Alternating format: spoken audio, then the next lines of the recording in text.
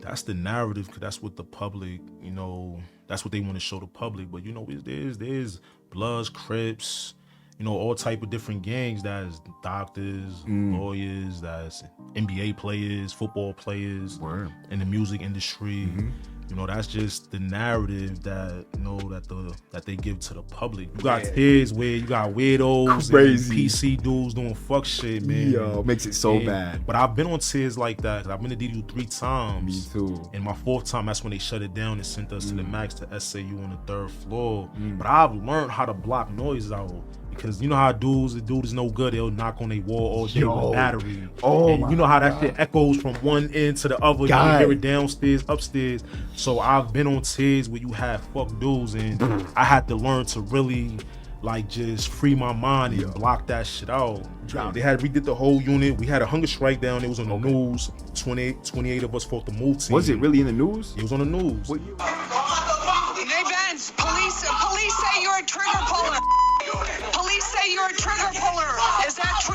What? Police Welcome back to the W Number, guys. I got a great guest tonight. Somebody I did time with in the max. Serious dude. Somebody I really respect. And we're going to get into his life. We're going to get into everything, bro. So we'll just start off with where you're from, what your name is, and start like that. I'm from the Bronx, man. Okay. My family called me Rob, but behind the walls, everybody called me Saw 5. Okay. How did you get that name, Saw 5? Actually, my bro JD gave that to me off a little situation we had when we was younger, and it just stuck. At first, I wasn't with it, because I'm like, my name Rob, giving me a name for it, and then it just stuck. Yeah. It just stuck, man. Okay. You said you're from the Bronx. What part of the Bronx? And I'm from 166, 167, Finley, Teller Ave. Okay. From the wild, man. And what's it like down there? Wow. Yeah. Explain, bro. Growing up on your block, what was the day like over there, man? It was just a bunch of young boys. We didn't really have too much guidance. We just really did what we wanted. It was us against everybody. Word. Everybody. And was it all gangs? Was it just neighborhoods? What was it like? My hood, we from the wild. That's means wisdom, intelligent, loyalty, dedication. We from the 166, 167, Finley Ave. That's the block. That's the hood. Okay. Man. And that's what they call it, the wild, and that's the nickname. 6 Wild. Yeah. Okay. What age were you when you started getting in trouble and fucking around with? First time I went to juvie, I probably was 11, 12. Caught a crack charge. What ended up happening? What transpired for you to get arrested? I was hustling. Yeah. It's crazy, right? So one of my big bros, man, Marvell, man, aka Light, he just passed away, man. We used to always ask him for money and shit. Yo, y'all little motherfuckers I gotta get that shit on your own, you know what I mean? And then at the time, my moms was struggling, so we went outside to figure it out, And was that the norm? Like most kids in your neighborhoods trying to hustle to get by? Dudes was either robbing, stealing, selling drugs. That was it. Not everybody played ball, So, we was bored, and then, like I said, the streets was wide open, so we figured it out. Did you play ball? Or did you try to Oh, I was chubby, man. Word, didn't play no ball, man. Yeah. What about school? Did you end up going to school? I went to school. I had to. I went to school for a little while, in and out of Spofford. Spofford is a juvenile facilities and shit. It was in and out. Then eventually just dropped out. 11th grade, I think, something like that. Wow. After my experience with Spofford, his experience has been a nightmare. This is a young man that has really never fought in the street. He's had constant fights in the facility where he's at. He's been robbed from his belongings, his clothes. So it's a horrible experience for him as well as for his family. Did you drop out for a specific reason, or did you drop out just because you're fuck school? Nah, honestly, I was kept getting into shit, and I had kind of beef with the principal, and he wasn't fucking with me, so got to the point where it was I'm like, yo, fuck this shit. How do you get beef with the principal, though? I think he felt some type of way. I was on a bracelet, so he was already judging me and shit. So it was he was on my back for every little thing, just pointing me out for everything. And then we just got into it, and I just stopped going. Damn, kid. Yeah. So, all right, let's get into your DYS first. What is it like in DYS in New York? Yeah, that shit is crazy, man. It's crazy. It was so we got Spofford at the time. I believe I don't know if that's closed right now. Spofford, Horizon, and Bridges. That's just the trenches, man. We got everybody in all 5 boroughs, all the juveniles in all 5 boroughs. Some make it there or some make it to Rikers Island. Damn. And did you end up at Rikers Island yourself? Nah, I ended up coming out here and got caught up, went to the max. And all those kids that you were with down there, you still talk to any of them? But if they from my neighborhood, dudes from my neighborhood. But I was young. I was like over 20 years ago. Right. I'm just thinking, like, how did they all turn out? Is anybody even alive anymore? Places for children should be closed. Smallwood should be closed. Bridges, if it's now called that, should never be open again. It is no place for children. It costs $237,000 for one bed in these secure juvenile detention centers, and half the kids who go into them are readmitted within 1 year. So we know that it's not working to lock kids up. It's crazy because like my hood, like I said, I'm from the wild, man. We was wild, man, and on some real shit. Like we ain't really lose too many dudes to the streets. Like to the prisons, yeah, but to the streets, like we didn't really lose too many. So like all my guys still here for the most part. A lot of them. Growing up and you see all your boys, like all the older heads is going to prison and shit like that. Yeah. Kind of set it in your head like that's normal. Yeah, that's all we knew. We didn't have no role models, and motherfuckers was bored, man. So like, mom struggling, she can't buy the Jordans, and so we had to go outside and figure it out. You see all the other kids wearing Jordans. So I'm gonna keep it real. Like my mom's, like I'm blessed to have a great mom, but she still struggled. Like my crib was the crib where dudes that didn't really have much, they come to my crib to eat. You know what I mean? So my moms will cook big pots for all my friends, my sister friends, and everybody be in my house eating. But at the end of the day, she couldn't satisfy my need, There was things that I wanted, it wasn't a need, things that I wanted, and I went outside to get it. Right. What age were you when you actually picked up drugs to sell? Not get arrested, but you actually started doing that shit. Probably like, first time I was probably selling weed like 10, 11, I was bad at it. Kept smoking it. So like probably like between like 11ish, 12ish, I started selling crack. Did you get into any, like, were you running with a gang? Were you just running by yourself? So like I said, my hood, we the wild, Okay, so that's it, the neighborhood. We affiliated with Don Moose, so yeah, but at the end of the day, it was wild over everything, so it was my neighborhood against everybody. And just like, I'm curious, right? An affiliated like for a neighborhood. So if they're affiliated with Don Moose, does that mean they get like the umbrella? So like I said, like in my hood, you have different dudes that's in different blood sets, but we from that hood, that's the hood. So there's different dudes that bang certain things. That's affiliated. Don Moose. And did they all get along with each other? The different blood sets. Yeah, we from the hood. Like like on the streets, a lot of us come from different neighborhoods, and that's where we from. Prison is really where the politics come in. When it comes to the gang stuff, where it's like, yo, you either this or you that. You know what I'm saying? Right. And then you fall in line. So what's it like being on like running with dudes on the street though? It's different than prison, obviously, like you just said. So what's it like? It's like, explain the loyalty and the brotherhood, the feeling you got. See, when you're from a neighborhood, one thing I realized, you don't really talk about those things. Like the things that we talking about now, like you just assume that because we from here, yo, we loyal, dudes is loyal. You feel what I'm saying? So you have to really grow and go through things in life to realize, like, yo, I had to realize, like, damn, I never really had those conversations. So I assume that, yo, this person is loyal to me. And then when we get older, people change, So, but for the most part, my hood, we stuck together. We had a little internal shit, but for outsiders, like, you touch one of us, like, it's on. Right. For the most part. So that loyalty is thicker than anything. Yeah, to this day, like, know what I mean? Like, it was situations where we had internal shit, and somebody dropped from my hood, and it was just like we put that shit to the side, like, you know what I mean? Like, that shit, we take it personal, but that's crazy because you see how different it is up here. I think like guys are going at each other's throats up here. Yeah, the structure's different. The culture is not really the culture out here in certain areas. Like out there in New York, like that's our culture. Like that's what it is, So like culture as in like blood culture, or just like whatever, like what we banging blood. Okay. Yeah. I mean, so I grew up predominantly Bronx was all blood. Right. And so out here is a little different, but shit go down out here too, man. So what age were you when you picked up and moved? So I never really moved. I came OT out here, and I got caught up out here. Oh no. Yeah. So how that ended up transpiring? What happened? So I came out here. I was out in Pittsfield, Mass. Okay. I think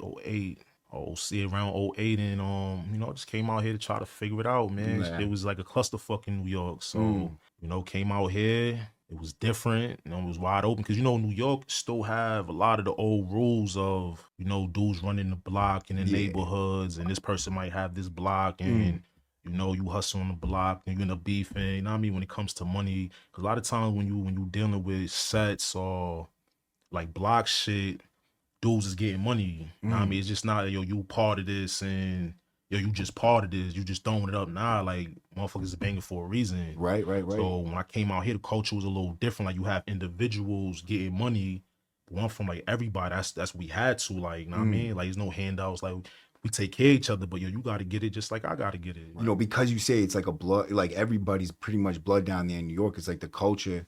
I'm surprised that you guys don't look for problems within, because you know how like when there's nobody else to fight, you guys implode. You know what I mean? Situations like that. But so salute you guys for keeping it together. It's gotta don't get it twisted. Like I said, like my hood is like when I was growing up, we was on the island. Like that shit, it was just like I said, it was us against everybody. You know what I mean? But that was just the culture of New York. That's just the culture. Like that's just how it is. Like this is where we from. We getting money together. We eating together. We taking care of each other. Yeah. You know what I mean? Like dudes is banging, but dudes going out. You know what I mean? That's just what it was. That's what we was taught. New York wasn't really moving like right for you down there with money and shit. So you said, fuck it, I'm gonna come up here and try to. Yeah, like just different opportunities. Like we all over. Like motherfuckers come out. You know what I mean? I'm like fuck it. You know what I mean? I had situations around my way, and it wasn't the right situation. So I had to take myself out that situation. So how did you end up getting caught up here? So I was young. Like I said, I got caught up like a month before I turned 18. So I came out here with a New York mentality. It was slow out there in Western Mass, Pittsfield. Yeah. And so I'm taking tactics from home, bringing it out here, and it was just I was moving too fast and thinking like I never had nobody tell on me. I ain't think like drug dealers telling me. You know what I mean? I ain't thinking dudes that's out there shooting shit gonna tell. Like I never experienced that. Like somebody do something. What is it? We keep it in the streets, but that shit changed when I caught my case. So what happened? Like one of the dudes you was fucking with told on you or some shit? So my cases, man.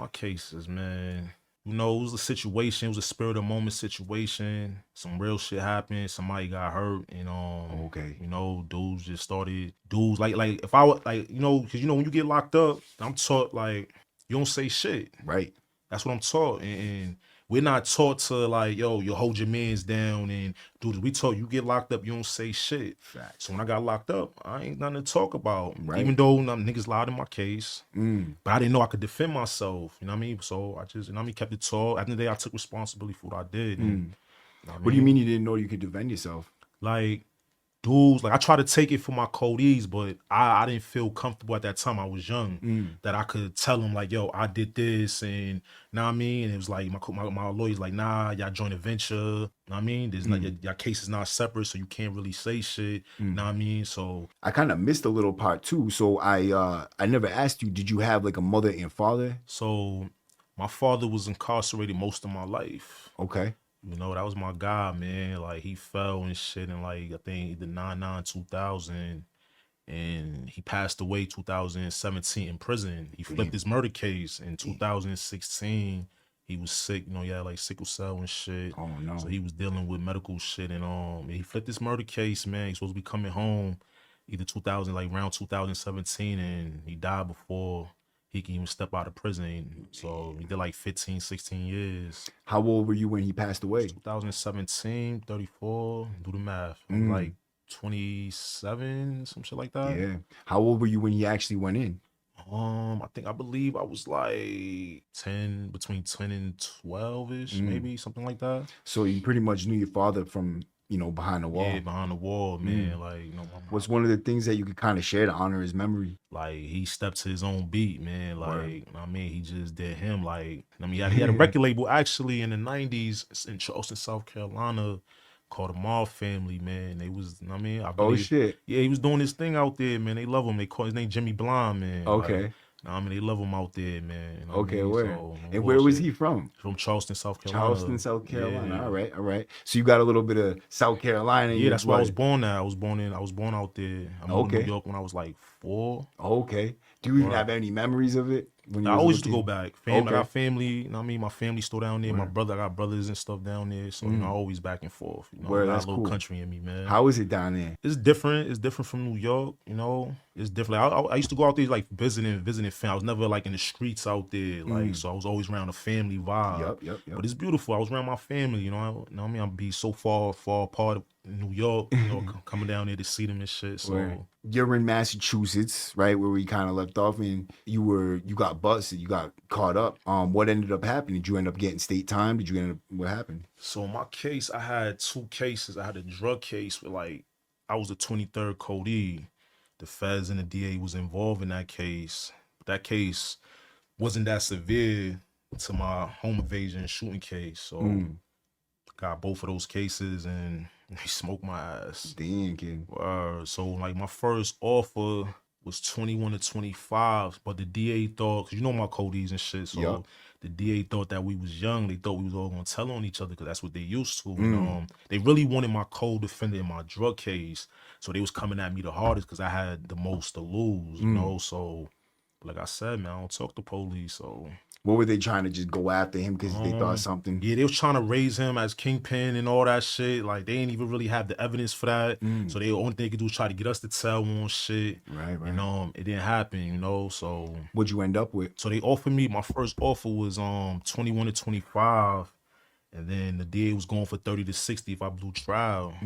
So my lawyer ended up getting the lawyer to get 18 to 20, and they wouldn't go down on me. So it was like either I cop out, go to trial and blow. So for my Codees, they had good deals, and it was like a package deal they came out with and shit. So I just took that shit, man. Word. Like I was still young. I was only 18.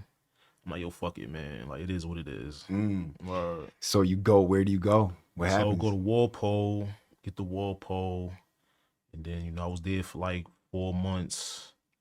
And then, you know, went up to the max, man. And, you know, back then the max was wild in like 09, 2010. Like, I was 18, around grown men. Like, I was the youngest on the block, yo. I remember, yeah. Bullshit. But I was already like prepared for that just from just being in the streets, man. And it was just, you know. Were you already, you know, ganged up when you got up there? Or did you get down? Like, yeah. Nah, I was already, you know what I mean? Like I said, I figured I knew that kind of. It's just asking, you know. What age were you when you actually got down? Like a lot of times, like in your neighborhoods, like your hood could be this or that, and that's what you are. Really? But prison is really where you really get real right. Like, that's when you gotta know your shit. Yeah. Cause the politics is different from the streets. When you home, a lot of dudes don't be remembering certain shit, but it's certain shit you have to know. When you come to prison, like, you have to know a lot of shit. So Is that just so that they can make sure you're official?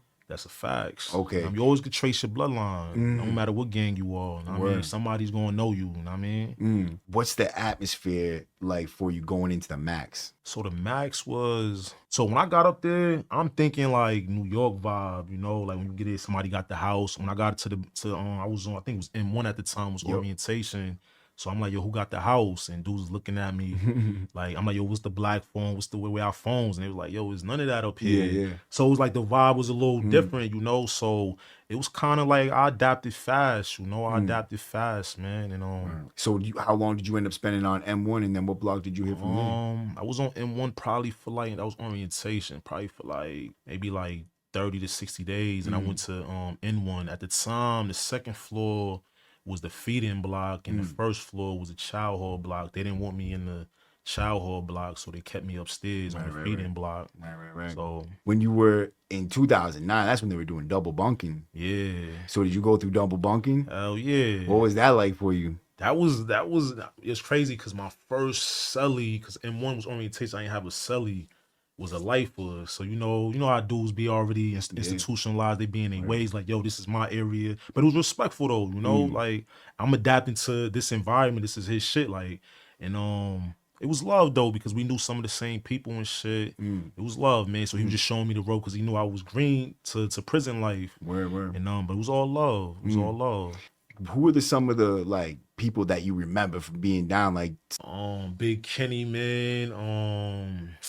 You know, TG. You got M1. Let me see. You know, my big bro Cheyenne from Queens, man. Yeah. Damn, I'm missing somebody. Oh, Sadiq. Yup, Big Sadiq. Sadiq and his Cody. There was some the Brian. Yeah, You know what I yeah. mean? Yeah. So those some of the guys I can remember right now. So Bullshit. do you feel comfortable with saying like who your big homie was? Who you were riding? Because I probably know him. I just want to see. See, my big homie wasn't out here. Okay. So You guys don't have like if since he's not out here, it wouldn't have fall to somebody else, like you would ride underneath somebody else? it depends. Depends on the whip you in. What whip are you in? You know, Oh, I'm good. okay. Bugatti, man. Okay. And what sets you guys apart from the rest? We make our own rules. And what's that? Why is that different? They don't? We make our own rules, Okay. man. Yeah, I got you. Word. Like we don't follow under nobody. Mm. You know, so we just do us. Word. It's all love, like, you know, it's all love. Mm. But we do us. What some people would think like if you're in prison, you're in a gang, it's like it's basically just all about violence and selling drugs. It's just negativity. What can you say to that would, change their mind, bro? That's the narrative, because that's what the public, that's what they want to show the public. But there's Bloods, Crips, all type of different gangs. That's doctors, lawyers, that's NBA players, football players, Word. in the music industry. Mm-hmm. That's just the narrative that that they give to the public. But to me, this shit is more tribal. Like, I look at this shit like the Republicans, Democrats, the police, the firemen. People try to put a stigma on it, but I'm from where I'm from, and this is my tribe. Word. You know what I mean? At the end of the day, it's levels to this shit, Yep. And a lot of the problem is when it comes to the gang culture, a lot of dudes stay at the adolescent level. A lot of dudes don't know how to get past that. Because you can still be what you are, but you're not hurting people. You're not poisoning your community. Now, at the end of the day, I can still tell some young dudes, like, because a lot of times you got young dudes that wouldn't respect a dude that used to be, because they active. Right. So it's like, I'm still that, but I'm not doing what you doing. I got a business. I'm doing this. I'm doing that. I have a family. You feel what I'm saying? So it's like they're more receptive to having a conversation with somebody like that, because it's like, damn, how you do that and you stole that? Because I don't have to be a part of that. If you love me and you're my brother, and I'm telling you, like, this is the lane I'm on, you should want that. Not everybody have to be in the streets. I should wanted you to finish school, because I had older dudes telling me that, but I wanted to do what they was doing. So, and I realized that later in life, like, I didn't have to do that because they did that already. I could have learned from their mistakes, but instead I wanted to learn on my own. And sometimes you don't have to do that. You're more wise about learning from somebody else.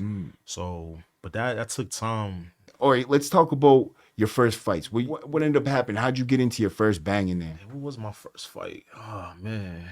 I think my first brawl was with you guys, man. Was it? Yeah, that was the boy. It was it really wasn't about the gang shit. It was dudes just rolled out for a white dude. He did some wild shit. Dudes didn't know what he did. Let's get into it. What was that? So I'm on the phone, right? So you know how in the joint you don't look in people's cells. Yeah. Yep. So they brought the kid. I don't even want to say his name, but they brought him on the unit. He was detoxing. So I'm on the phone, right? So I'm talking on the phone, and when I look up, I just see a white dude at his door, no curtain, butt ass naked. Oh, okay. So I'm like, my man, put his sheet up. Like, okay. So he's like, why the fuck you looking in my cell? He started going, I'm like, bro, just put his sheet up, bro. Nobody want to see. I'm not looking in your cell intentionally. You know what I mean? Like, I look up and you're butt ass naked in your doorway. And like I said, he was detoxing, so he was on edge and shit. Yeah. So he started going crazy, talking crazy to me, and I'm like, yo, bro. So the older dudes on the block's trying to tell him chill. Yeah. I'm on the phone, and then he's going crazy. So I'm trying to tell my dudes, like, yo, chill. I got this. Like, it's not even that serious, but he's forcing it. So I ain't gonna lie, he caught me slipping. I go in the cell to get right and shit. And he come in the cell with the blick, had some big shit. Oh, shit. So he got me, like, he had me. Like, if he wanted to, nigga, to get me, he had me. He's like, so what up? And I'm like, yo, you got that, bro? And then he walks out. So I'm like, this motherfucker is dumb for letting me get up. Like, he crazy. Word, yeah, you don't pull that, don't you? So, and our cell was right next to each other. He come out, sparked it. Shit just got crazy, man. I remember that. I was with Tommy Boys. Yeah, and Sean bro. Haggerty. Boo Boo was in that. Boo Boo fought easy, man. bro. Exactly. That was an epic beef, bro. That was 2010. No, it was 2010 in December. I took the empty bed space. Yeah, bro. Yeah, I came down when that beef happened. But everybody. The realest shit that I like about all the white dudes that rolled out, it was 4 of us against 10 white dudes. Nobody rolled for us. No. We get upstairs to non-contact. half of the white dudes didn't even know each other. They're introducing themselves to each other. Well, that shit was real. I'm like, yo, that's Yeah, crazy. nah, it Real goes, as bro. shit, bro. So, and then we chopped it up, you know what I mean? Because I had a relationship with a couple of Word. your dudes and shit, and it was all love. Like, man, that Word. shit ain't about nothing, man. We was just Yo, people don't fooling even know around. because like we'll be beefing in there and shit, Word, but we just- we're on such good terms. Like Yeah. we could get into a beef. It's over shit that we know we have to fight, or we go to the hole. You could dap it up and it's Cause I don't over. be tripping over gangster stuff. Like I don't take shit like that personally. Like me and you could be cool, but I think if you're a part of something, there's lines. So we can shake it up and I dap you right up. Like Right. I think I understand the politics. Like I don't get caught up like, yo, you poke my mans and yo, it's part of war. Like somebody's gonna get hurt. Word. It's gonna be a winner, it's gonna be a loser. But at the end of the Yeah. day, if you stand tall, you wrote out for yours. I respect that. I don't give a fuck about all that dumb shit. Like at the end of the day, some gangster shit. Hell So I don't yeah. get caught up in that, man. And as long as there ain't no death. Now the death, that's a different story. Right. But Then for some fighting shit, knife fighting, man, that's part of prison life, yo. And I don't get caught up in that. have you ever been up there with somebody that had ended up taking the life of somebody that was with you and you had to do something about it? Like in prison? Like to kill somebody in prison? No, killed somebody on the streets and came in there. Nah, I probably won't be here right now. Yeah, bro. Cause I'm the type of person, like if I love you, there's no way I can come across somebody that killed you. You feel what I'm saying? Like I'm not fighting with you. I don't understand that logic. I can't say, yo, rest in peace, my man, get you tatted, and then the person that took your life comes in. I'm asking you for a fair one. Like I don't love you, bro. Word, kid, word, And it's word, not even word. about being tough enough. It's like, yo, like nah, because I know some of the dudes that I love. In my heart, I know that's how they gonna give it up for me. You feel me? So So, were you up there when Double A came to the max? of course, man, that was my guy, man. Yeah, all I'm right. glad you brought that up because I definitely want to clear shit up, man. I don't 7 days after Aaron Hernandez was convicted of first-degree murder in the death of Odin Lloyd, tonight he has been moved to this new facility in Shirley, Massachusetts. haven't been feeling how dudes been coming at my boy, man. Word. You'll be the fifth person to kind of solidify, you know, Yeah. or not. Whatever Yup, you yup. say could have, you know what I mean? This is some real shit because you was in the same gang as him, right? Bro was affiliated with us, man. Like that was a good dude, man. And it's like one thing that you know about prison, and I don't got nothing against people that like who they like, but you know, in prison you can't hide nothing. So if bro was doing anything with another man, Word. that would have been out. No, you can't, especially the caliber of person that he was, high profile, you can't hide that. Would have been all over. When we was all in the prison, not nobody ever heard no shit. You had dudes doing sucker shit to get in James Patterson book and make Right. book deals. Right. And he ain't never even fuck with none of them dudes. You know what I'm saying? So when that came out, I had to tell people like, yeah, that shit not true, man. Like, son was solid and he was giving it up. Word, bro. And yeah, man, I don't like how dudes been trying to portray myself. Like I said, I don't behind closed doors, but I know in prison he wasn't doing none of that whack shit. Know what I mean? I don't like how people was throwing at. But if he did that on the streets, I can't speak on that.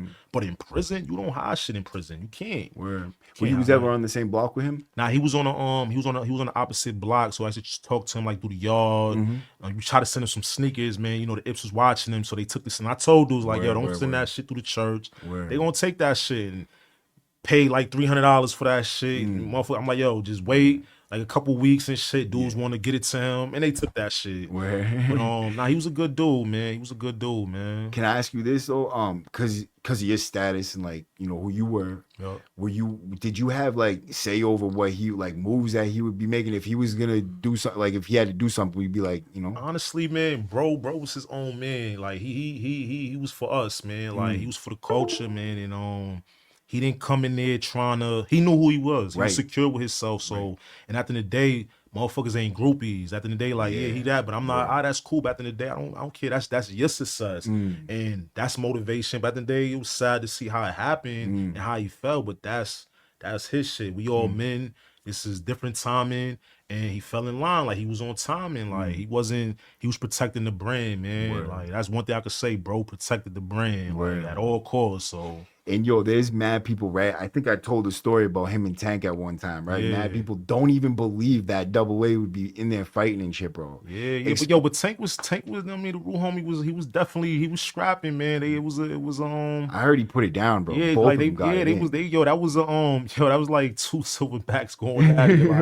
Like, you know, Double A had size on him. You know, I mean, bro had size on him too. So that like I said, it was just politics, man. But that was a good one, man. Yeah, No bullshit. The video would have been lit. Yo, word, kid, that would have been a fucking straight. I think bro sold his ticket too. No HBO. bullshit. I think he sold the ticket. Yo, he probably No did. I bullshit. would. No Shit. bullshit. That was a good one, man. They got it shaking. No Is bullshit. Tank blood?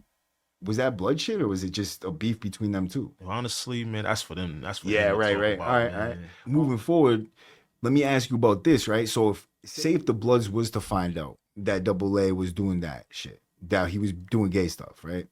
What would happen? Listen, man, all I'll say is, man, that's just against the law, man. Like nothing against anybody that love who they love. That's just not our way, you know. And But just because of who he was, they wouldn't put up with that just because of that, right? nah, because that's not us. Like you said, there's no groupies. It's not like you're just looking that's up to him. not- He's just there's another no convict in exception. there. Like if you want to do that, you can go do that, live your life, but not while you under that umbrella. You Word, know, bro, word. It's like it's all love, but you can't do that under the umbrella. You know, just certain things we with and we not with, but it's all love. Word. Bullshit. So- So it's kind of like a contradiction because we have females that's gay. You feel what I'm saying? Absolutely. And I'm with So it. it's always like a stigma when it comes to that in Yeah. society, you Yup, know. it is. And that's just man law. You know what I Yeah. mean? And I don't mean it's right or wrong. That's just that's just Word. not, you know what I mean? Yeah, and I only ask because I have nothing against people who, like you said, they can do No. whatever they want. I don't care as long as you're not sticking in me, right? But Exactly. do your thing, bro. And I don't care as long as you're a stand-up dude and you're not snitching on motherfuckers. Yeah. Like, do you, bro? 'Cause But, I know some. I've came across some solid gay, too, like me too. solid. Like I'm not homophobic. At the end of the day, like I respect Word, me your neither. space as long as you respect mine. Like Yeah, you know what I mean. So absolutely. I've had conversation with dudes that was part. At the end of the day, there's some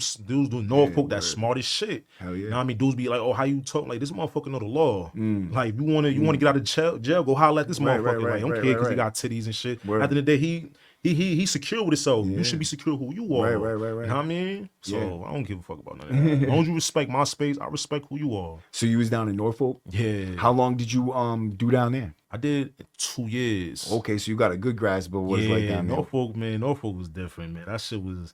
See, Norfolk is brainwashing dudes. You know what I mean? Dudes, see, one thing I don't like, I never want to get comfortable in prison. That's a spot where dudes is like, yo, you got to get fresh and you got to do this. You got to come out on the quad. That's like a little walkway to see all the chicks that's leaving. And you got to, like, bro, I don't never want to, I'd rather be uncomfortable in prison because that's not my home. Dudes be like, yo, my cell. That's not my cell. Fact. You know what I mean? Like, I don't want to be comfortable in here. Like, this is they shit. Yeah. This ain't my cell. Word, bro. So it's like, I'll be damned if I but call this that's home. honestly, man, I'm gonna keep it real. Norfolk is a spot where dudes go to die.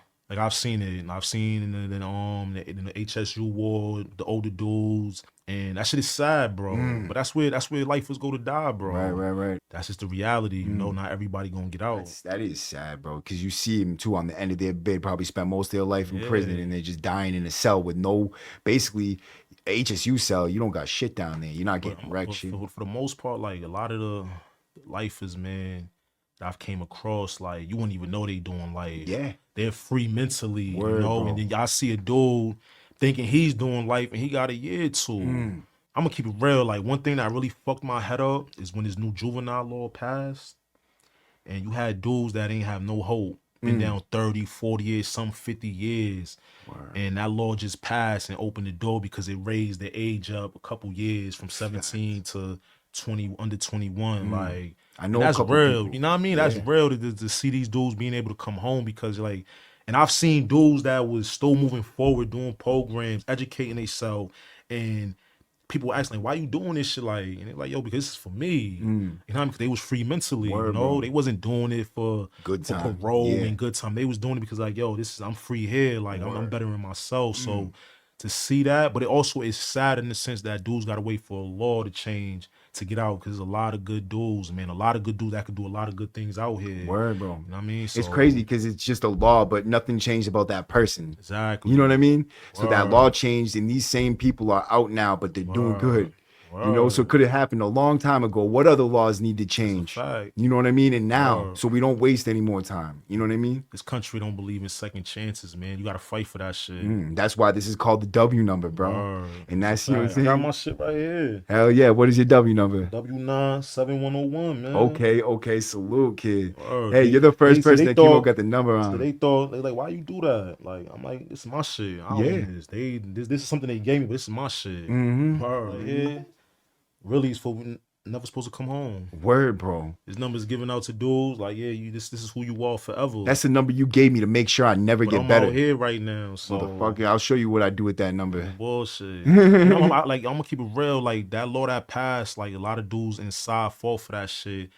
Like I called my case a month after I turned 18, and the way they treated juveniles when I came in was like nothing. So now how they treat juveniles coming in 17, 18, 19, they cater to them. Dudes got 2 tablets. When I came in, we didn't have none of that shit. Good time was what, 2.5? Now good time is what, 15 days? Yup. So it's different you getting canteen in the box now. They was throwing away the key, just throwing kids, teenagers, dudes, brains not even fully developed in the box, 3, 4, 5, 10 years in the box, bro. You know what's crazy is me and you are about the same age, right? Well, how old are you? I'm 34. 34, I'm 38. So I'm a little bit older. You came in at 18 and you was there when I was there, just like still young. You know what I mean? So you were super young. I was 19 when I went in at 2006. I be feeling old. All these young dudes come because, you know, like all like the older population is either going home or dying out. So the population now is all young. So I'll be feeling old, man. And it's like, in a sense, I can't really relate. But then I had a conversation with an older dude, and where a lot of older dudes mess up at, where they expect these young dudes to understand what they went through. I'm like, yo, we may have read or seen shit on TV, but we will never understand. We have to adapt to them. They can never adapt to what you went through, because when you was doing time in the 70s, the 80s, the 90s, early 2000s, it's different. The fight and the struggle was different than what the fight is, even though there's a lot to fight for, but the mentality in the prison is totally different. So these young dudes will never understand that. So you having the experience and the history and the knowledge of doing time, you have to adapt to them, because at the end of the day, to keep it real, all the laws that was created is because the generations before us. Right. So we're dealing with that shit. And the generation that's coming up is dealing with these fucked up laws because of what y'all dudes did. So yeah, they dudes don't understand that. And the prison's changing just like changing, bro. You know, it's changing. So explain kind of, because, you know, you were up there when it was fucking going wild, you know? So what is it like, the differences of convicts now to convicts, you know? Dudes' role models is rappers, and dudes is influenced by the wrong people.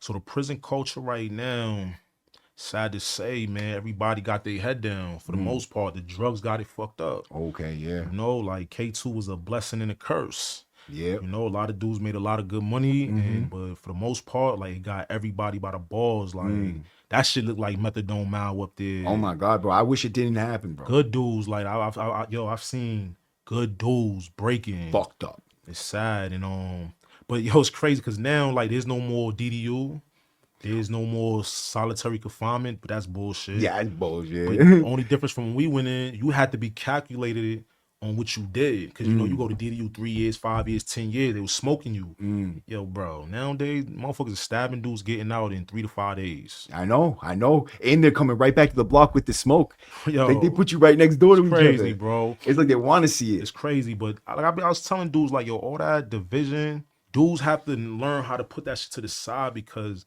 they're doing shit like it's like a mental warfare up there. Yup.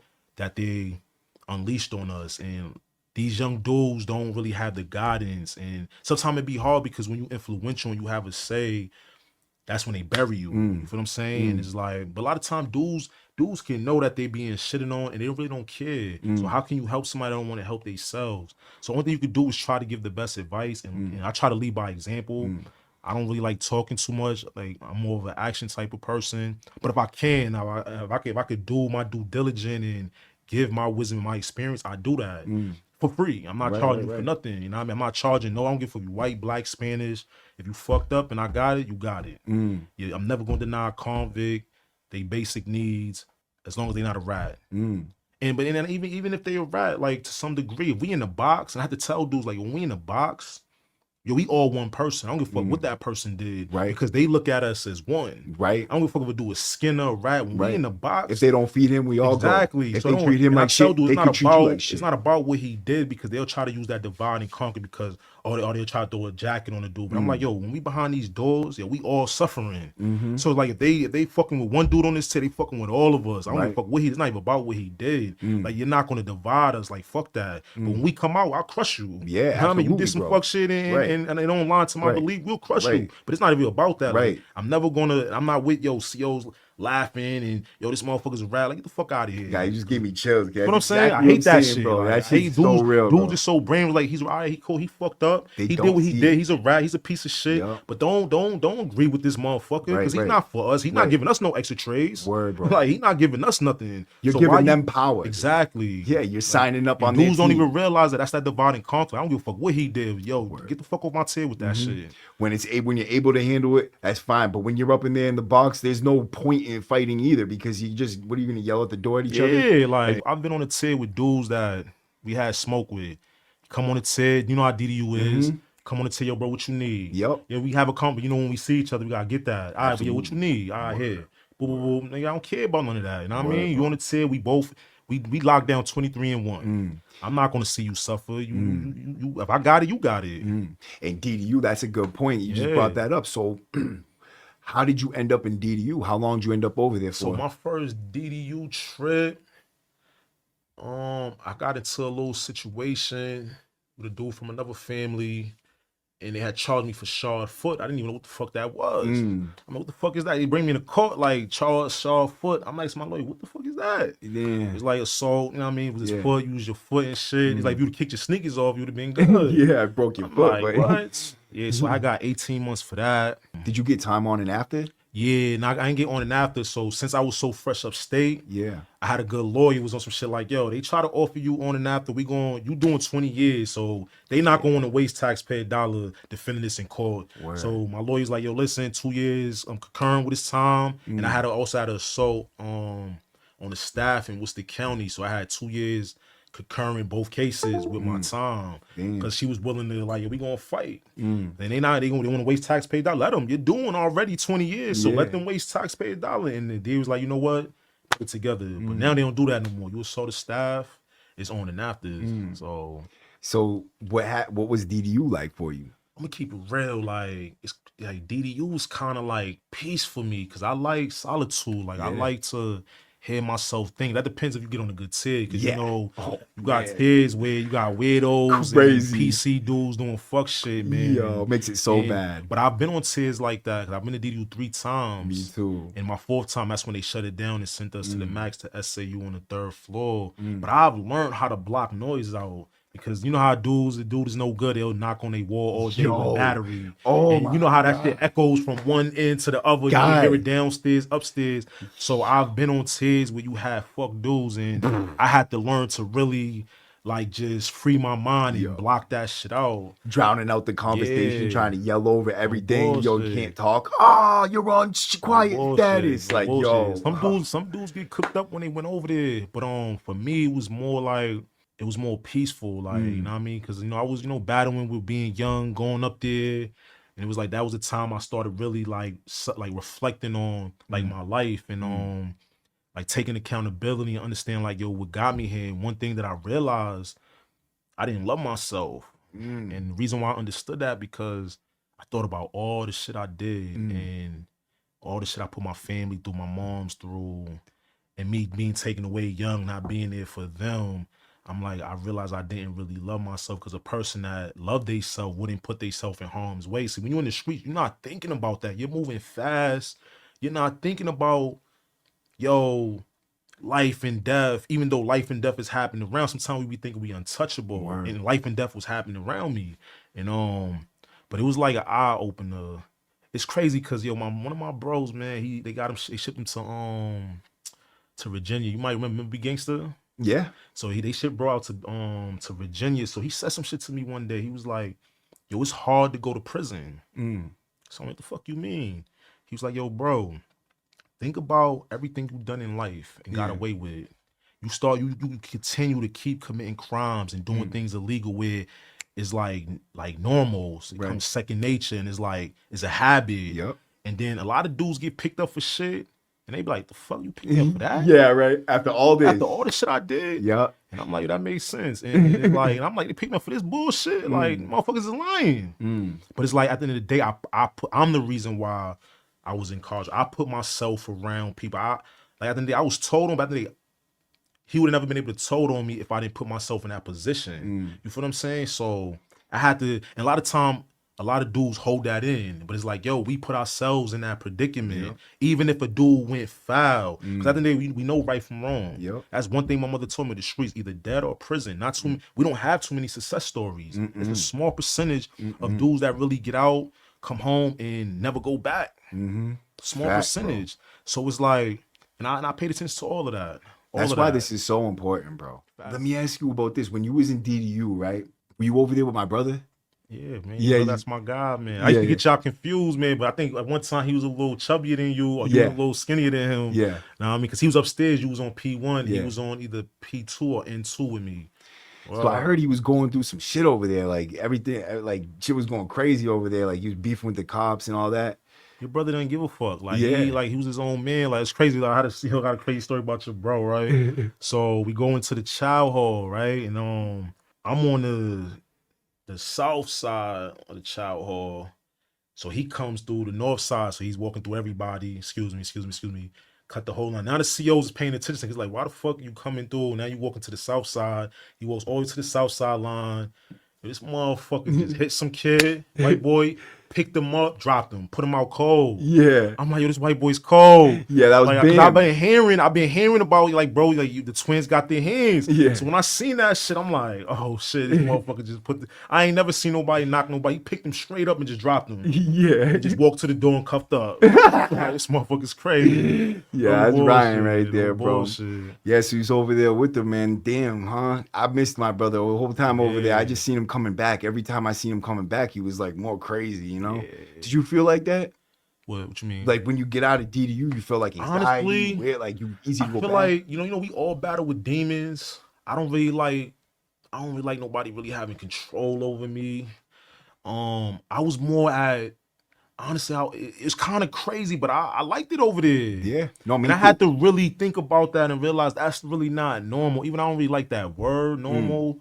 But it's like, y'all was more at peace there. It was like, y'all, like I said, I like thinking. Y'all was coming up with crazy ideas of things that I wanted to do. I was finding. Honestly, I'm going to keep it real. That's where I stopped reading hook books at. Because, you know, I try to read like a business book in population, and it didn't, like, I couldn't retain it. Right. So I went over there, and I was building with a dude named Brooklyn. I don't know if you know him. Yep, I know Brooklyn. And you know how he is, man. He read a book. He want to start citing. He know everything and shit. Yeah. And so bro was like, yo, you still reading that shit, bro? You like 20 years old. Stop reading that shit. So like, yo, read this.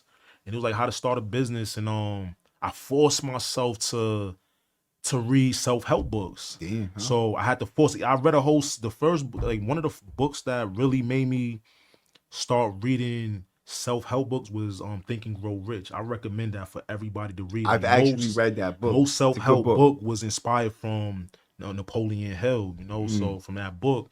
And when I read that book, it opened my mind up, and I started like just ideas and just what's possible just started just flowing through. And that's when I just started writing everything. Like I just got mad notepads at the house with all types of ideas. And I never picked up a hook book again. Maybe if it had some smut in it. But, you know what I mean? But other than that, I didn't really fuck with no hook books ever again, man. Word. And so did you develop some type of plan before you even went home? Man, I've been had a lawyer for years for my trademark for my clothing line that I'm in the process of creating. But yeah, I've been doing that for years, bro. And like I told you earlier, like, you know, being in the streets, you know, the street shit is second nature, like comes like this. And I wanted to get in the habit of my goals and my plans become second nature. When I'm thinking about shit, I'm thinking about that. Instead of thinking about, yo, I'm trying to buy this brick, or I'm trying to buy this pound, I'm trying to do this, or I'm trying to kill this person, because that come natural, and it's easy to pick that habit back up if you don't have other habits. And that's one thing I realized, because it was times like where I'm in DDU and I have all these plans and I get back to the max and it's like, it's active. And it's cool, because, you know, it's prison. I'm never going to allow nobody to hurt me or anybody I love. but I didn't want to like forget my purpose and my goals and my plans because like I had to tell my moms like at the end of the day, this is prison. Don't tell me how to do my time. At the end of the day, you're not doing this time. You will never understand it. Even though you might not understand or you might like why I'm always in the box. I'm never gonna let nobody violate me. Right. But at the end of the day, that doesn't mean I'm not working on myself. And Right. like when I was able to lead a max and they seen all the programs I did, they was like, what the fuck? Like how you was doing all this? But just because I was involved, I don't get caught up for dumb shit. I wasn't getting caught up for tickets. But when shit go down, it go down. It's just, it is what it is. Like, I'm not gonna sugarcoat it. Like, that's, you know how it is. It can go down like that. And half of the time, it don't even be my issue. You know what I'm saying? Word, always like that. It's always somebody else shit, somebody I'm affiliated with. So, but that's just part of the culture. Like, it's divisions. Like, you know, you part of that. But when it's time to go down, like, you know what side you choosing. That's just what it is. Fact. So, how many times did you end up back in DDU? Well, the fourth time, that's when they shut it down. In 2022, and they sent me to that bullshit SAU. SAU? Yeah, it's like a secure adjustment. Or is nah. So it's SAU 1, 2, and 4. So the SAU 4 was in the 3rd floor in I know K3 and L3. Okay. But that shit was bullshit. They had us on M1. Yeah. They redid the whole unit. We had a hunger strike down. It was on the news. 28 of us fought the move team. Was it really in the news? It was on the news. What year was that? It was 2023. Okay. I believe it was like August, maybe. Like around, I think it was like August. And you know, they took dudes out of DDU, so they picked and chose. I wasn't supposed to be there. That unit was really for dudes that assaulted staff and stabbed dudes. I just had a fight where dude got hurt, but he didn't get stabbed, and there was no staff assault. But just because who I am, they just wanted to bury me, and they knew I was close to getting out. So they were trying to get the dude to press charges, but you know, dude stood solid. But they took dudes out of DDU that was over there for years and told them, y'all got to start over. Y'all don't get your TVs. What? This ain't DDU no more. And dude's like, what? So I get there and I'm reading the laws. I'm like, yo, this is a DOC policy. This isn't no CMR. Right. CMR trumps your policy. There's nothing in the policy that states we have to earn our property. Right. As long as our property, everything on our property list is secured for that prison, we can have it. Since when we had to do programs to get a TV. Right. You feel what I'm saying? Right. I'm like, we ain't even doing that in DDU. We just gotta wait. I mean, this ain't supposed to be the box. Yeah. So they tried that with us, and we tried to work it out, but it just wasn't making no sense. And it's like, yo, they backed us in the corner, and I realized, like, yo, bro, there's no more DDU. Y'all got one place for us. Yeah. So we got more power than y'all got. And we showed them. Yeah. Like, all right. Yo, they came through with the move team. They was like, yeah, dude, because you know the high side, low side. You know, the low side on that unit was everybody from the south side, and the high side on that unit was everybody from the north side. So, you know, the south side is usually dudes that's like GD, Crip, certain hoods from like Boston, and my side, it was like, you know, certain like, I think y'all can go on both sides, right? No, Boyles is north side. Yeah. Oh, yeah, north side, because the south. Yep. And so, but on my side, it was like, you know, your side, and then it was like Bloods, Kings, and Vice Lords, shit like that, and certain hoods from we would always areas. be with you guys. Yeah. So when they went to the first few cells, dudes fought. So they were like, yeah, them dudes ain't riding with these dudes on the low side, but they don't realize, like, yo, at the end of the day, I'm gonna keep it real. A lot of the dudes that was from Boston kept it tall. You had dudes that had like murder drawn. They put all that shit to the side. Like, what? Yeah. It was like they came in all the Boston dudes on the low side. They like, yo, these dudes on this side, the Bloods ain't riding for these Crip and GD dudes. Word. So they come straight to me on the high side. Like, yo, Brown, cuff up. They thought by me cuffing up, my whole side would cuff up. Yeah. I just ignored their ass. So they went to the dude, seen how big I was, and looked at me like, went to one of my bros and shit. He mad skinny, but he for that. Yeah. He went in there, he shook it up with them. 28 of us out of 31, 28 of us shook it up with them. Damn. And they forced our hand. It was like, yo, at the end of the day, if y'all just follow y'all rules and y'all laws, it's like, yo, they don't respect violence. You talk to these motherfuckers, they be like, all right, fuck you. Bro. But then when you smack one of these motherfuckers, then they listen. I'm like, yo, why do we gotta go to violence for y'all to hear us? Like, we talk to y'all, we go through the proper channels. When one of your officers don't do the right thing or we disagree, we ask to speak to somebody above them. Y'all say fuck us, but then when we get turned up and shit get violent, then y'all give us everything we want. Word, bro. So we were the only unit on the north side, because basically the North Side right now is basically like AA, waiting status. You don't have nothing. We were the only unit. We supposed to be basically the box that had our TV and our sneakers. They tried to tell us we had to earn our sneakers. I'm like, what? Yeah. Are you dumb? Yeah. That shit's on my property list. Let me get my shit. We got our TV, and we like, yo, anybody that don't got a TV, you gotta give them a TV. Or yo, we all went on a mental health watch. It was 28 of us. They hate that. It was tight. They motherfuckers was doing a fucking a tent hut, just going back and forth, mad as shit. Yeah. We're not playing with y'all. Like y'all forcing our hands for no reason. It's like, yo, we're not trying to go through this shit. But y'all forcing. We don't have nothing. So what do we have to lose? And I'm telling them, like, what do we have to lose? Why do we gonna cooperate with you when you're not trying to cooperate with us? Because at the end of the day, we all have to cooperate with each other for this prison to work. Just give us something. Exactly. Anything, bro. Prison won't work if we don't cooperate. You gotta have something to lose, bro. Like as a human, like you have to have something better, like to give you perspective. Like, okay, it's not worth doing this, but if there's nothing to make it not worth it, it's very worth it because you can only gain. You know what I mean? And they only listen to violence, like you said, bro. And it's so crazy. Were you there when Easy banged out the IP dude over there in H2? Nah, I think I was in over the TVs. Oh, that was back in the days. I wasn't upstate yet. Yeah, that's when he went from Walpole when they were shutting Walpole down and bring. I know. Bro, about they that got story. them TVs in H2 that night. That's that same night, bro. They weren't giving TVs in the orientation units in either side. Yeah, bro. Man.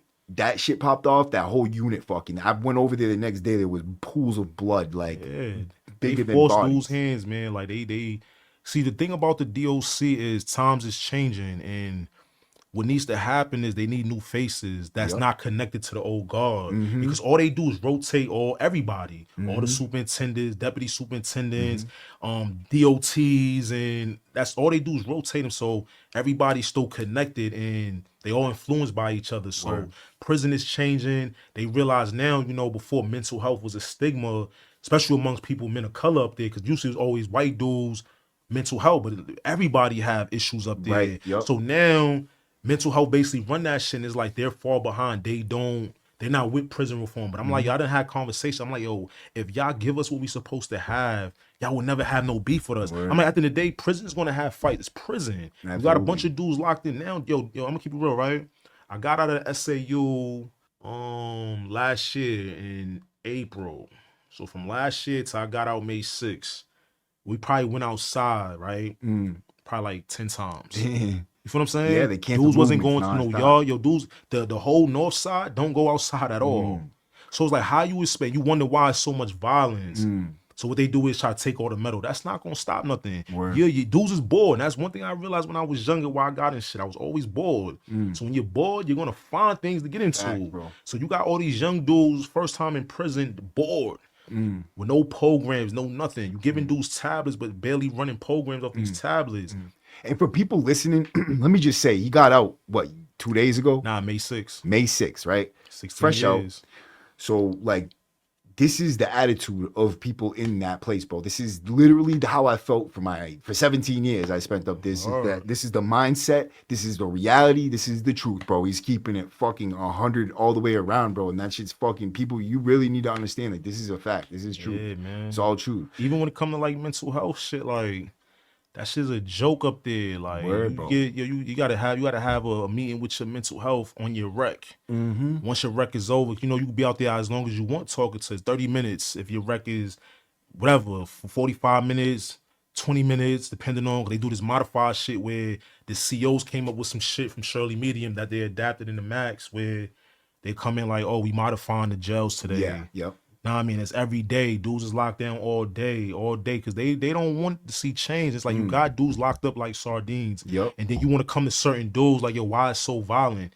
What you expect dudes to do? Why would I tell these dudes to fall back when you don't give them nothing? And it's not my job to do that. I'm my own person. I don't got no influence. They do whatever they want. I'm not telling dudes to do nothing. But being looked up to like you are, what is your boys telling you, like their emotions, their feelings when this type of shit is going on? So I always try to be the voice of reason because like I have a clear head and a lot of these COs watch me grow up. So I have decent reports with these dudes, but it's not even about them. So a lot of times I tell dudes it's not worth it. My thing's like all that arguing back and forth. If it's going to be something, then stop talking. Right. Just like, you know what I mean? And I realize dudes do too much of this because everybody be trying to size each other up. And a lot of times dudes don't want to walk away because they don't want to like a bitch. Word. But it's like, yo, I be telling dudes like, yo, if you're not on that type of time, there's nothing wrong with saying that. I don't make you a bitch. You telling another man how you feel and you could be able to resolve it without violence. That's some gangster shit to Hell me. yeah, You know what bro. I'm saying? Hell yeah, bro. So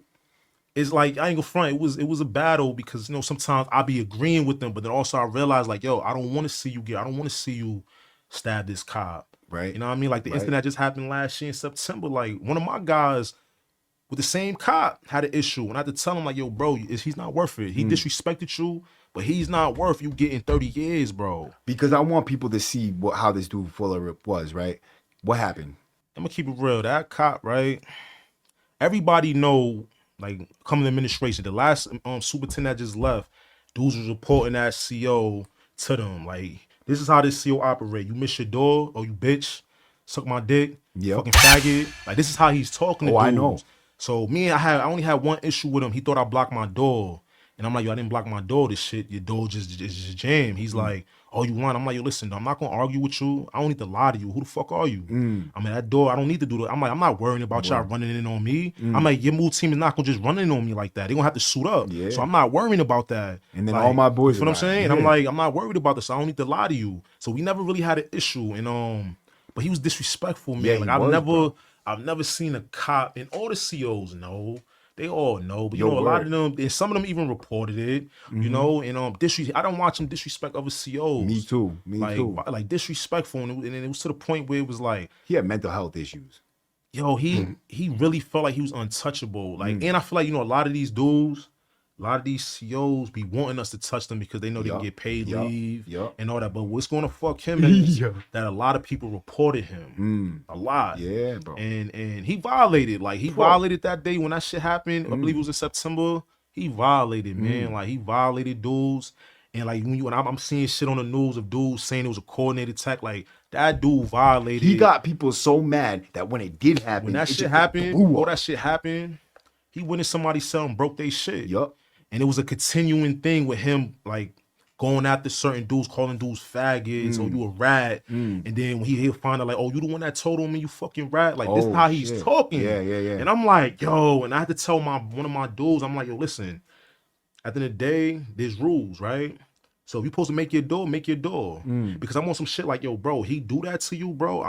We not about to be playing with this dude, bro. Right. So it's like, at the end of the day, if you're in the wrong, you're in the wrong. You know you're not supposed to be missing your door.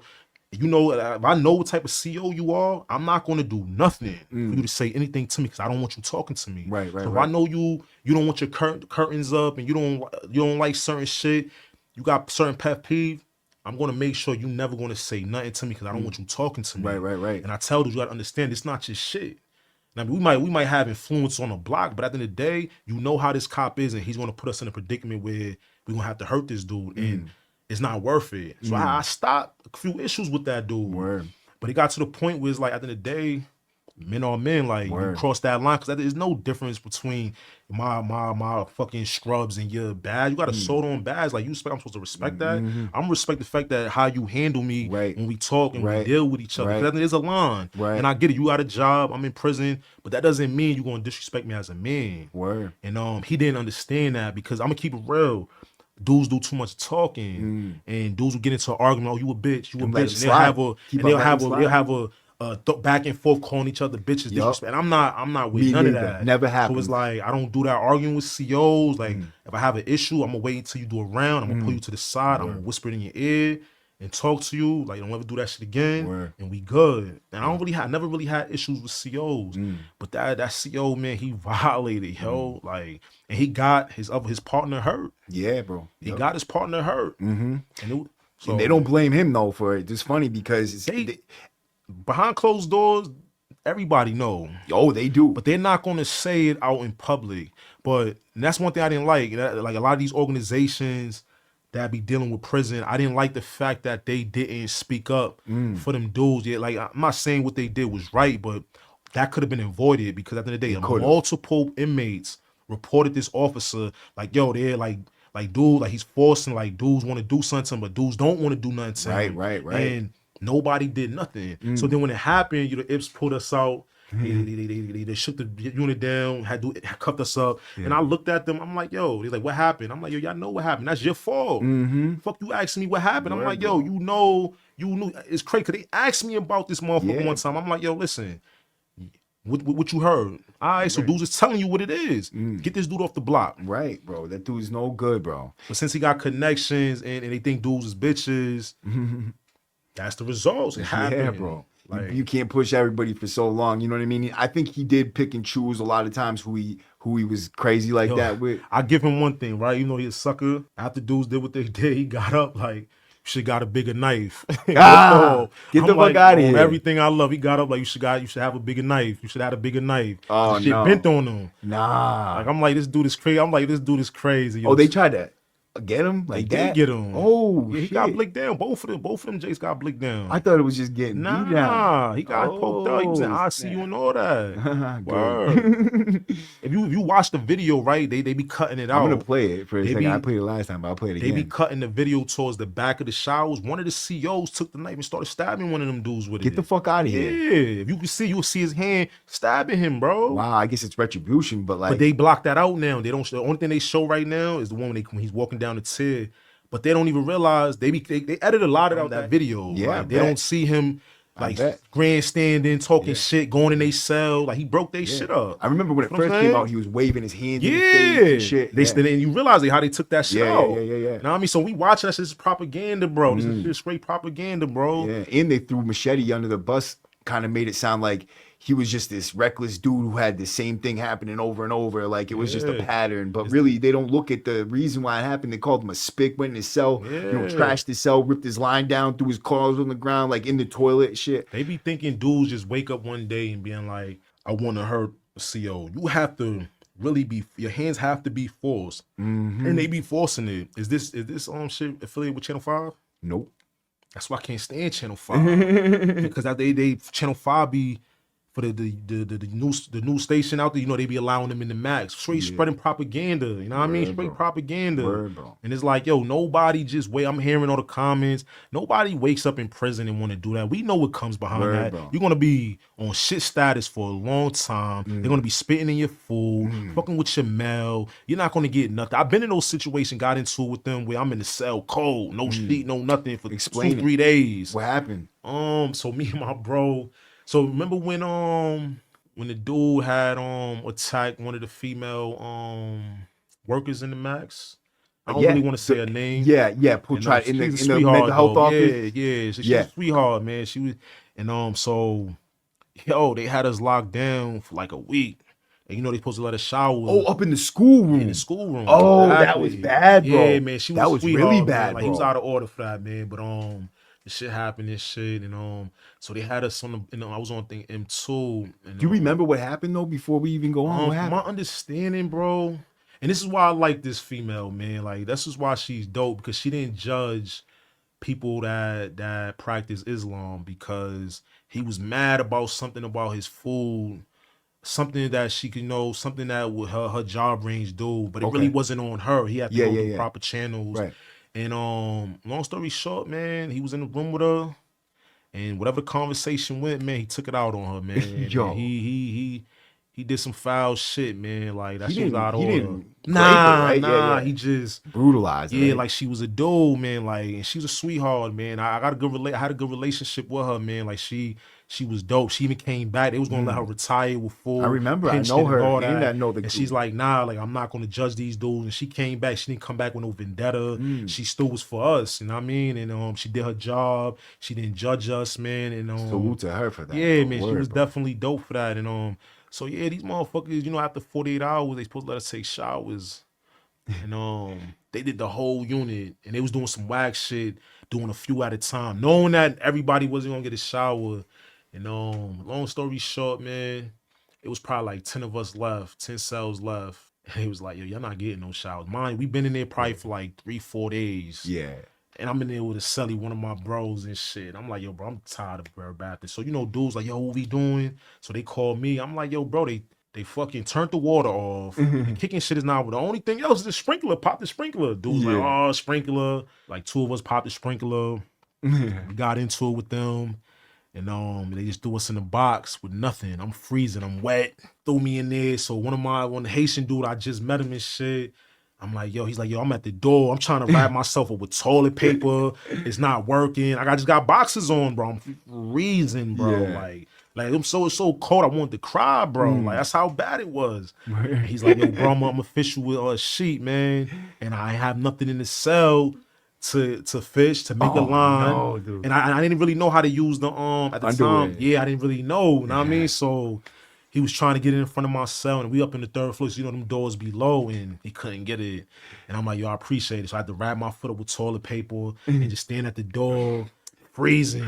Yo, let me bust some shots, bro. Black people don't know how to fish, bro. I learned. Yo, I ain't gonna lie, that's a hey, fact, yo, I bro. was a beast, Spanish bro. and white, but once I got the line, I could fish. I got that line in my hand, I can get to you. bro, making the line. But sucks, bro. I'm gonna make some fucking shit out of sheet and put some fucking deodorant roll on and smack that shit down the tier.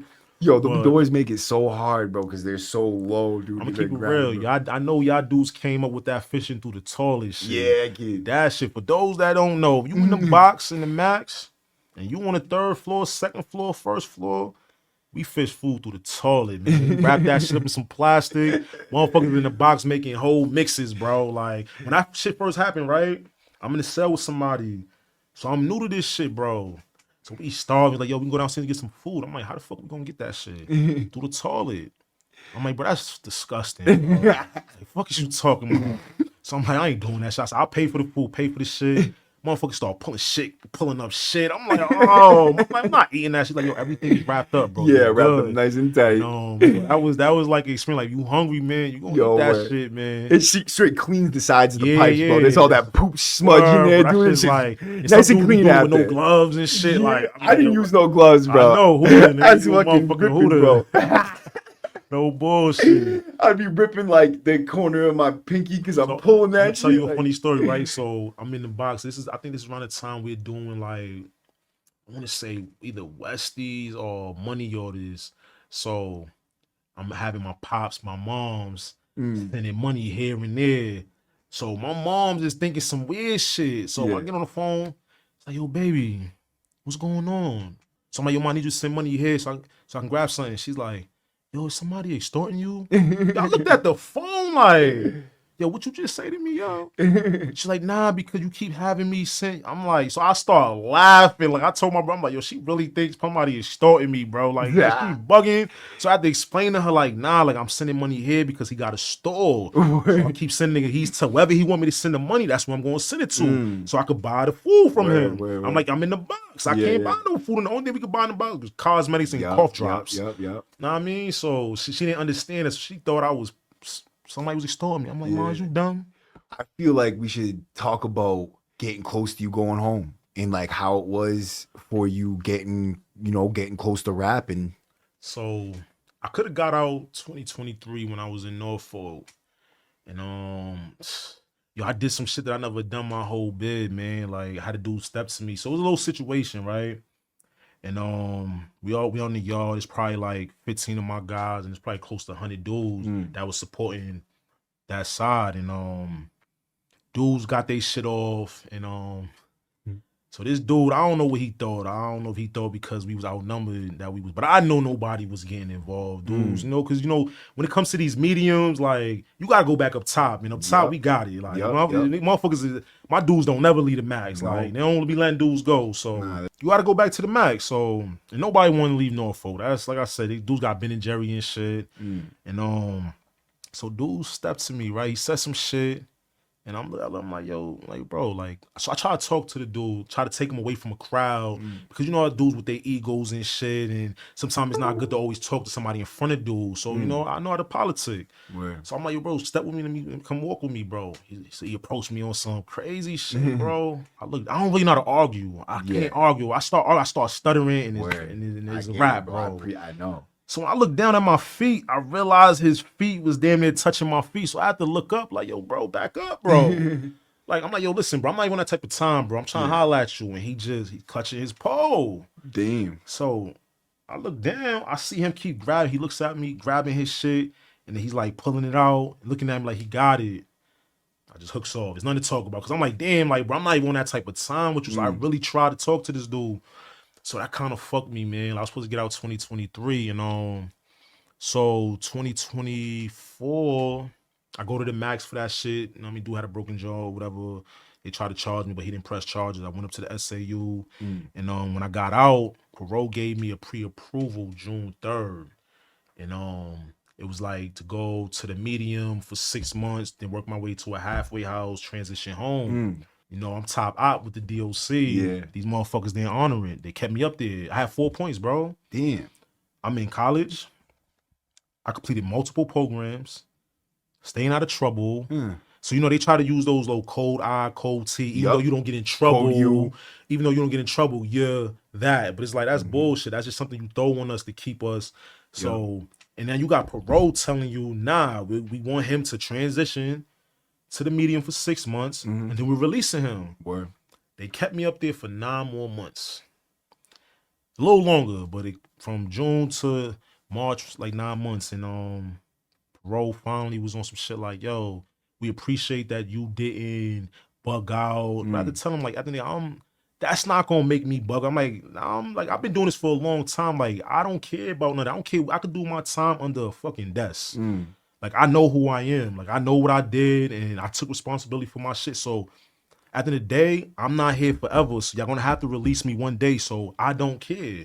What I do my time at, time is still gonna progress, and I'm gonna get out. Fact. So it's like I don't get caught up in that. So it's like I can do my time anywhere, because at the end of the day, I'm good anywhere. I don't worry about, oh, I can't live on this block, or I can't go here. I don't put me wherever. And so they finally like, yo, listen, you know, you're doing great. And they kicked my ass out May 6th. And even that was a battle, because, you know, they had me on the list for the halfway houses. Yeah. And so it got to the point where I had to hire John Rule, his hustling ass, man. But he be getting shit done, man. A lot of people be talking about John Rule, but my son be getting it done, man. Yeah, he connected, especially with parole and shit, man. And he got it done, man. I had a little hearing, and he fought for me. And he got them. He's like, yo, listen, he don't need to go. He stayed out of trouble for 9 months in the max. Why do he need to go to a medium for 6 months? If he could do it up here, he could do it down there. Word. And parole agreed, and they granted to me full parole. And I got out May 6th, man. After serving 16, bro. And where did you go? Straight home? I went home. I went home and had my peoples cook some food, man. And my brother's like, yeah, you want breakfast coming out? I'm like, yo, bro, I just wanted some lo mein with some shrimp and broccoli, because I don't eat meat. I don't eat no chicken. I don't eat no pork. I don't eat no beef. None of that. And it was beautiful. Like, it was beautiful. What was it like? What was the feeling like just walking out of there? Honestly, I had more anxiety inside waiting to get out. Yeah. Cause that's all I kept thinking about from all the setbacks. Yeah. It was kind of like fucking me up, like, damn. And it's like, so when I walked out that door, it was like, and it's crazy, 'cause one of my bros was like, yo, it felt like I never left when I got out here. And that's how I really felt. I went to a little bar name called Lucy's. And that's when the Knicks busted Celtics. Now the Celtics actually busted Knicks' ass that game. So I was tight. But we ended up coming back victorious. Yeah. Even though we didn't make it to the finals. But that's another story. Yeah. But yeah, like I told my peoples, like, yo, I've been around a crowd my whole bid. Like, so it was like me being around a crowd of civilians, like, I've learned how to think for myself and others. So it's like, you can't really influence me. Like, you can't really stir me up. You know what I mean? And unless I feel threatened. But it takes a lot. And but I was like, I never left, bro. No bullshit. So what are you planning now? So right now, man, you know, I'm just getting a little shit out the way. Start school in August with my turn through Tufts. And, you know, I got a clothing line I'm starting called Mere Fior, man. Yeah. Stay true, I will survive. So I'm working on that and a few other things. I don't really like talking too much. I want to bring it to the table so I can pop back up when I have it. Yeah. You know You'll what I be mean? back on here when you I'll do. be back on it, man. Because sometimes dudes do a lot of this, and that's not really me. But that's something that I actually been working on for years, because, you know, one thing that I realized when I was in, it's easy to, you know, to start thinking about coming home to be the next Kingpin or Pimp Mac, and, you know, dudes get caught up in that shit. I'm like, I needed a different hustle, and it was one quote, and it was like, a millionaire have 7 different incomes. So that's always stuck with me. So I used to always write down different things that I want to do. So I ended up getting a lawyer to trademark my brand. That's that book there. You feel what I'm saying? Got a trademark got a lawyer to trademark my brand. So I wanted to have that because I invested my own money. It's not me just having something on paper and talking about it. I actually paid for my lawyer, paid from the trademark it, and I bought books on how to start a business, clothing line. That's spent fire. like $300 to $500 on books and had to read them because I invested my own money. It's not like I went to the library and got it for free. Like this is my shit. And so I always wanted to have that in my brain so it's embedded because at the end of the day, I took time, money, and put it into something that's mine. Fact. So, and I always wanted to have that because it's easy to get sidetracked, but when you know it's something that's yours, Hell yeah. and you invested your time and money, you're going to invest in, you're going to continue to invest into that. Yep. But if you just got it on paper and you're just talking about it, you're not investing your time and your money, it's easy to throw that shit in the corner. But I had to, so when you trademark something, I had to actually show, like, I'm going to sell it. So I couldn't do that because I didn't want to trust nobody with my shit. I didn't want to just like, yo, hey, do this. I didn't want to do that. So I had to pay this lawyer every 6 months to extend it. Oh, so it was like shit. 3 years. So I got until January to actually solidify everything. So it's like I've been coming out of pocket every 6 months. So I'm not abandoning that. That's why I put too much time for the last few years. And they pushed you back that extra. You know what I'm saying? So exactly. So that kind of set me back with that. So it's like that's what I got. That's what I'm working on amongst other things. But I'm just trying to live, man, enjoy life, man. And I actually just found out, man, a week home, man. I wanted to debunk talking about dudes coming home, you know, 1 minute, man, all that bullshit, man. I'm less than a month out, my girl pregnant, bro. Yo, that's Shit's crazy, bro. That's crazy. So it was kind of a little fast, but man. I've been preparing this for my whole life, like, you know, to be a father. I mean, you went in when you were 18, bro. Yeah, so I want to do this shit the right way, man. You know, like I said, my pops wasn't perfect.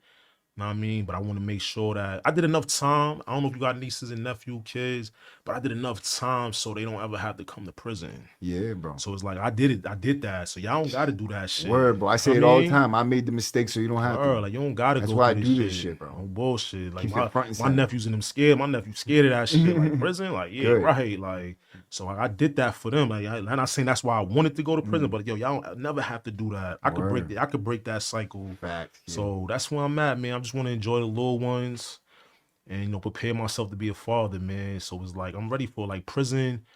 Like it's crazy, right? I always think about this. Like even though I got mad time, I feel like prison saved my life because, you know, I didn't really think about shit that I was doing, and I probably either been dead or doing life bid. Word. So even though they smoked my ass, I'm here now, and that always was in the back of my head, like, yo, I'm not doing a life bid.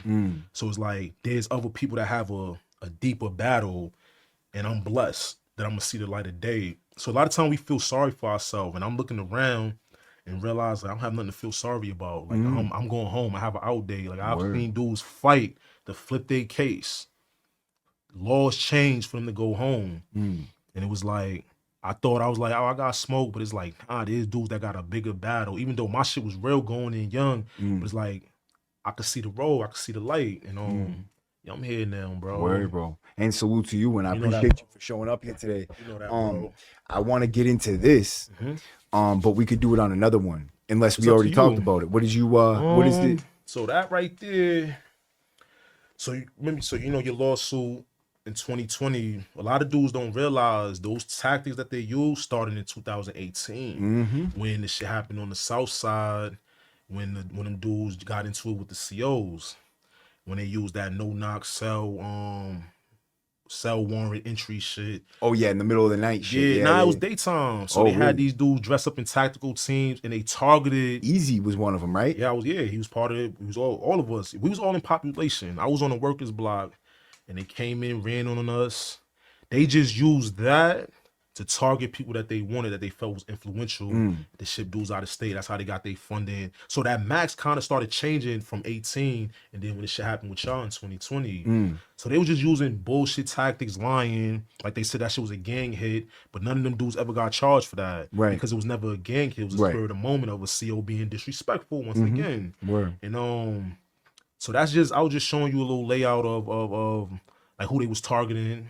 If you can get the video, seeing them how they came in on me and shit. Yo, word. So that's definitely gonna be some fire. Do you feel like coming on and doing another one? Get the video. For some reason, the new technology. I'm gonna get the video off. I'm gonna get the that, video off, and I'll let you know. All right, say that. Word, kid. Say that's why I brought it. Yeah, bro. So I appreciate you, bro, and I'm looking forward to getting into that. And yo, I know dudes is gonna get so much out of this fucking dude. A lot, bro. I appreciate you for doing this because sometimes people have to, like, what we started at. It doesn't necessarily mean how it's going to end. Like, you have a story, no matter if you agree with it or not. At the end of the day, like, our story is our story. How we grew up with. Like, I didn't choose to live where I live. Like, at the end of the day, that's where my mom was able to afford. So it's like, I'm glad you created this, bro, because sometimes people need to hear our narrative. Because, like I said, there's a lot of us that's coming home, and we here. Right, bro. We here. So you either want us to succeed or you want us to pick you up. You know what I'm saying? Right. And it's like, yo, why don't you want to be by our side and see us elevate? And our story can maybe stop a youngster from, you know, or even dudes that's going into corrections to work, to be like, you know, I'm not going to be that. I'm not going to judge. I mean, I got a job to do, but I don't have to,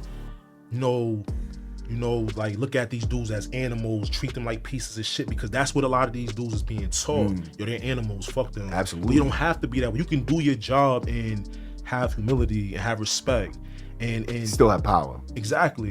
But that's not how it is. So maybe this podcast can change and see some of the work that Mac Hudson, M1, Kevin Keogh, Ramel Ascari is doing. You feel what I'm saying? Boys, bro. We got dudes doing good shit, like really doing good shit where even some of us had issues and differences. And look, motherfuckers is out here doing positive things, living life, having family.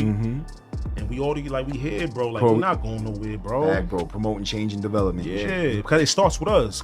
And one thing I'll give you, nobody could tell our story but us. Fact. Because a lot of time we allow these organizations to tell our story and speak for us, when it's like, nah, we have to be the change and we have to say what it is, even if you don't like it. This is what it is. People have to see that we're aware of what our situation really is. Exactly. Like, they can see by listening to your story that you're aware, you're self-aware of your own flaws in how to better yourself. I mean, that you've come a long way, and since I've met you, you've come a long way. So I salute to you, bro, and I wish you nothing but luck, bro. And I appreciate you for showing up today, man. Show love, man. You already know it's just fire, man. Man. You guys can subscribe, hit that like button, and you could join this podcast for $2.99 a month and support something really great. I appreciate everybody for showing up. Leave a comment, leave a like. W number. Ow! Make sure y'all subscribe. Back.